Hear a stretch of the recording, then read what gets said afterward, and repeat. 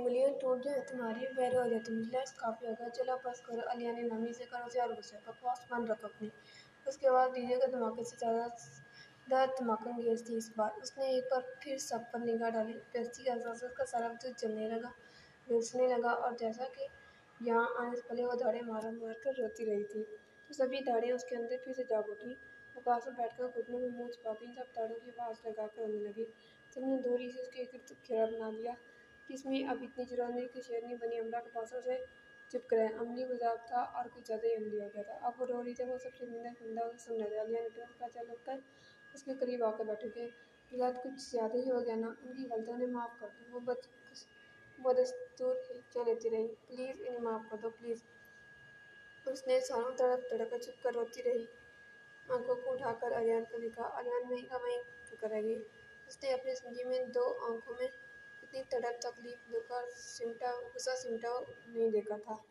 उसने शाम तक की आंखें देखी थी, उन की आंखों में तैश शिकवे के ऐसे बाल चल नहीं देखे थे।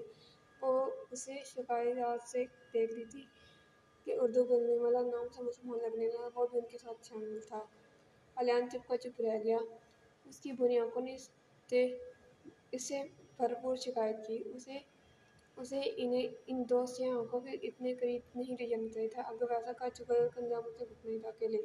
इसका मिजाज का अगर कोई लाड का नाम होता तो महबूब की आंख का तैश होता, और अगर होते ही अंधेरी आंख का कोई लाड का नाम होता तो वो अमरा होता। अरियान को ये याद करने में दिक्कत कहाँ वो कहाँ बैठा है, लेकिन बात करने में दिक्कत वो कहाँ बैठा है। इससे ज़्यादा दुश्वारी से अपनी आंखों को आंसू छुपाने में गर्क, अपनी आंखों से हटाने में। वो एक झटके से खड़ा 2 कदम उठकर पीछे चला, फिर भाग पड़ने जैसे अंदाज में उसके सामने बैठ गया। मास्टर बाली कल्याण पर बसंत रंग बजा रहे थे। अगले दिन वो सब बारी बारी घर आते रहे, दरवाजे पर क्यों रखते गए। रात उसने उनका सॉरी को बोल नहीं किया था। डर के मारे वो अंदर नहीं आ रहे थे। वो खिड़की में बैठे सबका तमाशा देख रहे। सबसे बड़ा गुलदस्ता एयर कंडीशनर था। ये वही था जिसने अमरा का इंतखाब किया था इस ड्रामे के लिए। फिर उसे एक लंबा चार्ट मिला जिस पर सबके दस्तखत थे, और चार्ट पर एक तरफ रोता हुआ मोटे मोटे आंसू पर सॉरी लिखा था। चार्ट के साथ ही वो वीडियो भेजी गई जो कल रात बनाई गई थी। उसने वो वीडियो देखी और अपनी हंसी कंट्रोल करने की नाकाम कोशिश करती रही। भाई कि वो एक मुकम्मल अमली मजाक था। इन सब के तासरात कमाल के थे। उसने video lady Mehar with Sania को भी दिखाई। वो लुटपुट होती हुई बार बार वीडियो चलाकर देखती रही। बाद में उसे मालूम हुआ कि काम के लिए जितने भी लोगों को ग्रुप काम थे इन सबके साथ कुछ ना कुछ किया जाना था। बावजूद सभी मैनचेस्टर यूनिवर्सिटी में पिछले 4 साल से पढ़े थे, और ये एक रवायत ही थी कि हर साल कुछ ना कुछ करते। लेकिन अमरा के साथ मजाक कुछ ज़्यादा ही सीरियस हो गया। इस वाक़ये से इतना हुआ कि वो यूनिवर्सिटी में काफ़ी मकबूल हो गई। उसके काफ़ी ज़्यादा स्टूडेंट्स दोस्त बन गए जो उसे देख लेता, रुककर उसका हाल अहवाल से पूछता, उसे काफ़ी लंच के लिए बुलाते, कोई ना कोई उसकी मदद के लिए तैयार रहता। जो स्टूडेंट मैनचेस्टर के रहने वाले थे वो उसे अपने घर शाम की चाय या वीकेंड पर डिनर पर मदद करते। उसके रोने धोने का इन सब फनकारों का असर होकर वे एक नन्ही मुन्नी बच्चे की तरह ट्रीट करते कि बेबी चॉकलेट खा लो, आइसक्रीम खा लो, अच्छा ये लो बारबी, चलो 2 ले लो। बस रोना नहीं, एक वसीह हल्का उसे जानने लगा था। वो जिसे चाहती पढ़ने में मदद ले रही थी। इस दौरान शटलकॉक में एक रूसी वीरा और एक जापानी ऑन एंड ऑन आ गई। जापानी तो बहुत मुतबदी थी, साल में एक बार बोलने वाले जैसी थी। उसने लेडी मेयर को कहानी सुनाने पर लेडी मेयर ने उसे खुद ही रोक दिया कि बस चुपचाप घर में रहती है। अलबत्ता वीरा ने अपने शेर सोचे में होने वाले 22वीं सरमाई अलिक्स की वो कहानी सुनाई कि खुद अमरा के जीजा कि काश भी कोई एथलीट होती, काश फारिग औकात में मीरा मैनचेस्टर की सड़कों पर देती। उसका कद 6 फुट 2 इंच था, बाल कमर से बहुत नीचे तक लंबे थे, या साइकिलिंग करते या स्केटिंग। जब वो ये दोनों करते लगता कोई परी बिना परों की सड़क पर नीचे प्रवास हो रही है। उसके बाल तो ऊंचे पौने से में बंधे लहराते उड़ते। एक बार वीरा ने उसे स्केटिंग शूज बना दिया। अमरा मुंह के बल सड़क पर गिरी। नाक की हड्डी इतनी बढ़ गई कि सर्जरी की जरूरत ना रही। बाकी सारी कसर पूरी हो गई। अमरा का बस का किराया भी बजा वो वीरा के साथ ही उसकी उसकी साइकिल पर यूनिवर्सिटी चली जाती। लेकिन वो वीरा के साथ साइकिल पर बैठना भी इतना मुश्किल था जितना रोलर कोस्टर पर बैठना दिल गुर्दे का काम था। किराया जाने के लिए वो अपने दिल को देर रोज़ मजबूत करती हुई साइकिल पर हजार हजार करतब दिखाती जाती। वीरा कुछ और के लिए कॉलम लिखती थी, इसलिए उसे नौकरी करने की जरूरत नहीं थी।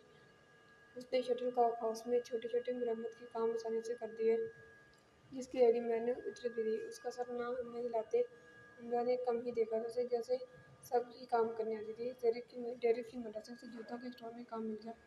उसका काम बिल बनाना था, बस काफ़ी आरामदाह काम था।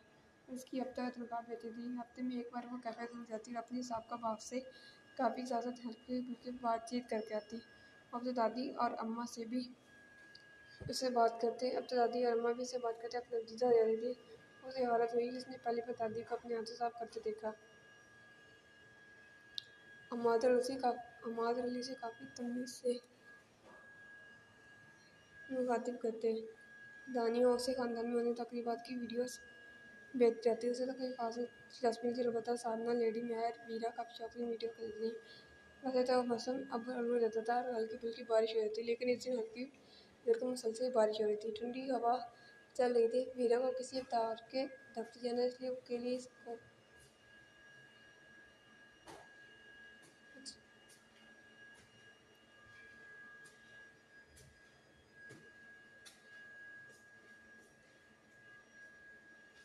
मीरा को किसी अखबार के दफ्तर जाना था, इसलिए वह अकेली एक्सपोर्ट सड़क पर वॉक करती सुस्ती से चलती रही। उसे कदम जाने की जल्दी नहीं थी, वो मौसम से लुत्फ़अंदोज़ होती। गीली गली इमारतें, नम नम मंजर उसे अच्छा लग रहा था। भले वहाँ के मुकाबले इस मौसम से आते आ चुके हैं, पर गर्म की खासकर गर्म मिलकर बसंतों की जान थी। इस मौसम में उसने गहरे गुलाबी रंग के बिया के स्टॉल को गर्दन में दो बल दे रखे थे। उन्हें खोलकर उसने सर पर ओढ़ लिया, फिर उसने वापस गर्दन में बल दे ही दिया।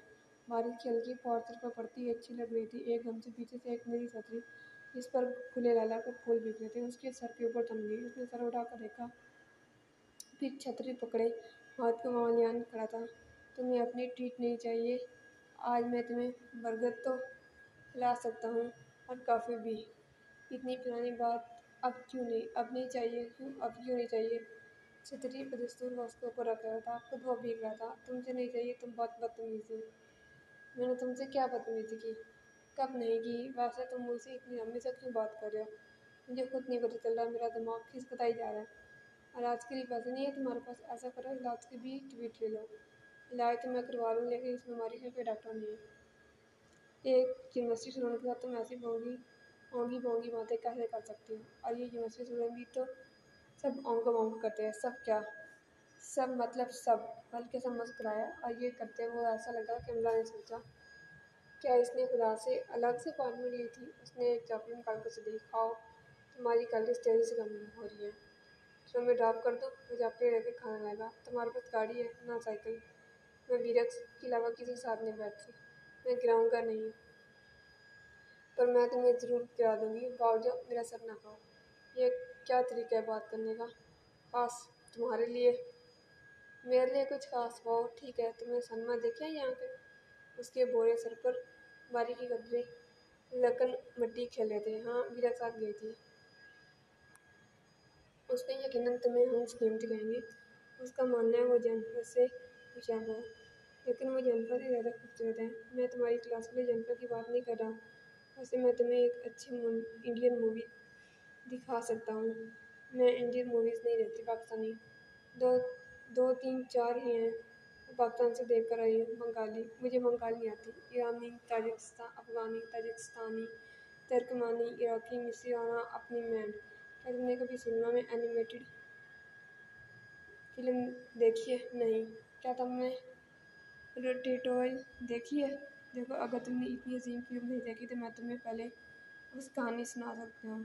देखना, वो तुम्हारा दिल चाहेगा तुम ये फिल्म देखो। ये एक काबिल ज़िक्र चूहे और उसके मौसम की कहानी है।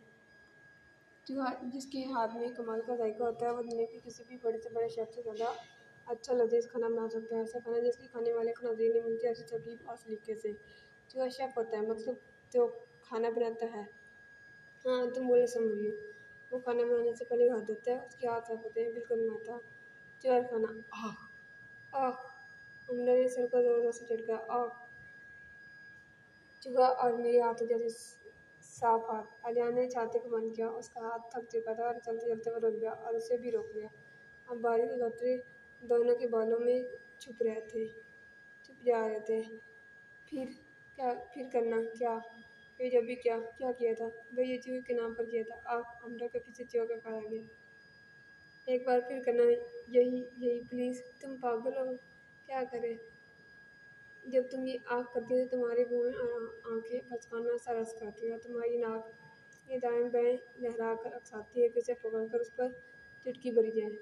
तुम मेरा वक्त ज़ाया करो, हमला को लगा बस की नाक की चुटकी भर लेगा। अच्छा तुम्हारा वक्त भी अब कीमती हो गया। अच्छा चलो फिर फिल्म के लिए पक्का। अगर वीरा जाने को तैयार हो गई। वीरा, हाँ दादा ने कहा है हर जगह को साथ लेकर जाऊँ। दादाजी को यहाँ से हाथ लेती वो फिर भी अच्छा था। तुम मेरे दादा को मजाक उड़ा रहे हो। चलो वीरा को भी ले आना। और वो वीरा को भी ले गई।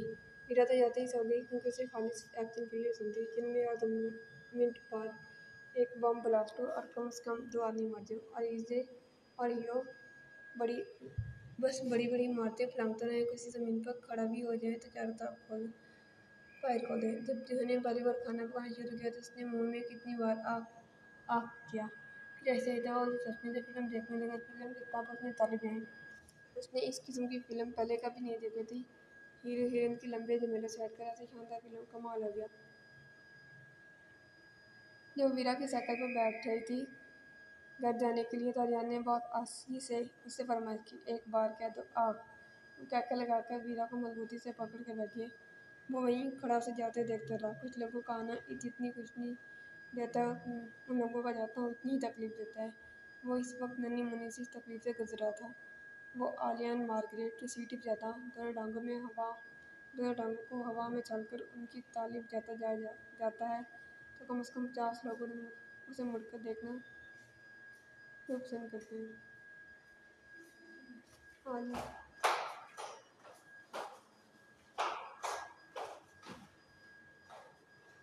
अगर वो गुस्से से भी किसी को देखता है तो भी उस पर प्यार ही आता है।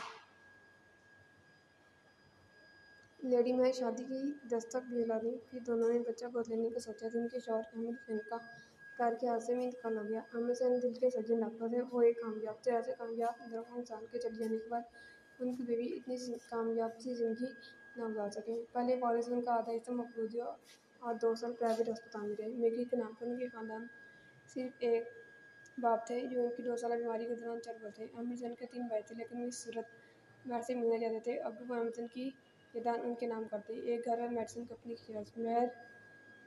मेहर बच्चा गोद लेना चाहती थी, अब वो भी नहीं ले सकती। उनकी हालत ही ऐसी नहीं थी। वो अपने आप को नहीं संभाल सकती थी, बच्चे को कैसे? ऐसे में उन्हें कोई भी इदारा बच्चा न देती तो उन्होंने बच्चों के निदारों में रखकर ही पालना शुरू कर दिया। एक ही डर था और किड्स हमारे बच्चे जो बच्चा पालने की ख्वाहिश में प्राप्त कर एक बच्चे से मिला देते और फिर उसकी खराजात की पैसे लेते आते। उसे अपने पास रखकर ही उसकी तालीम और तरबियत करते। मेहर ने यहाँ एक नहीं पूरे 10 बच्चों को लेकर पहले वो कंपनी से मिलने वाले मुनाफा से अपने खर्चात के लिए निकाल कर बाकी सब इदारे को दे देती। बच्चे महीने में एक बार उनसे आके मिल जाते और एक पूरा दिन उनके पास गुजारते। मेहर को मामा कहती।